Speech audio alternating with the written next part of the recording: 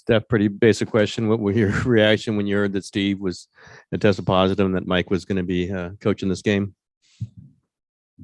It's been a wild day all the way around. We had some.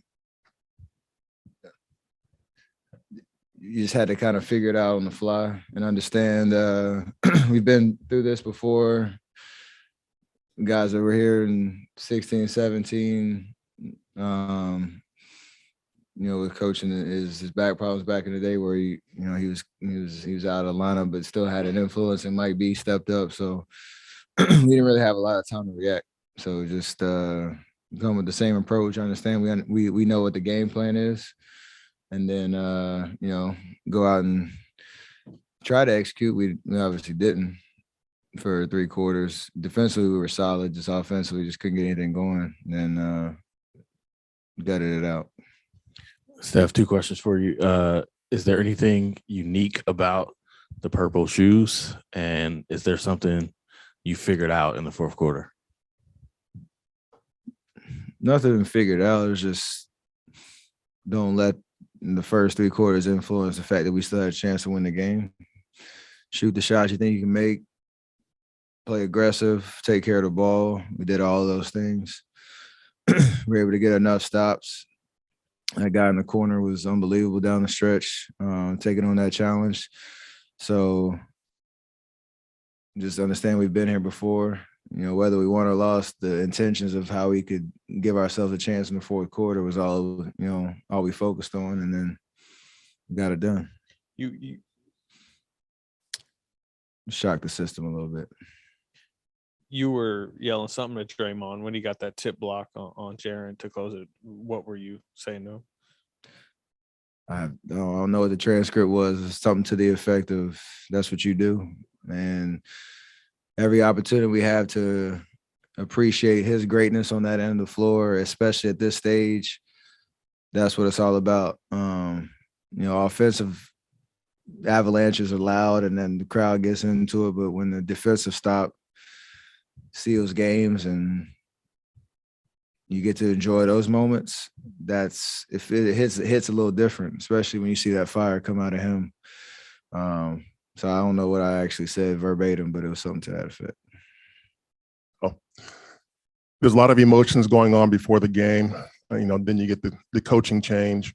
But yet you guys, even though the offense wasn't where you wanted to be, you did enough to stay in the game. Was there a sense that your experience and that you guys would find a way to figure out a way to pull this thing out all along?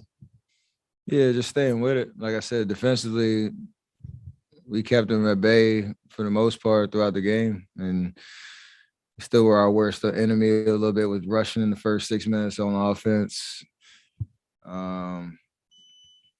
are times our shot selection and missing shots affected our transition defense, but for the most part,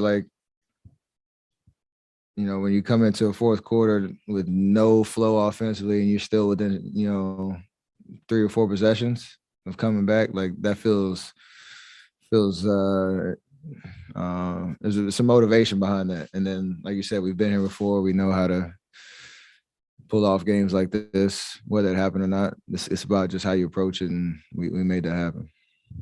Steph, how much do you appreciate what Mike Brown has brought, during these times to step in and do this on the postseason stage? And also, he said there's been some good-natured razzing of him since yesterday. Some good jokes going down on him taking over the Kings.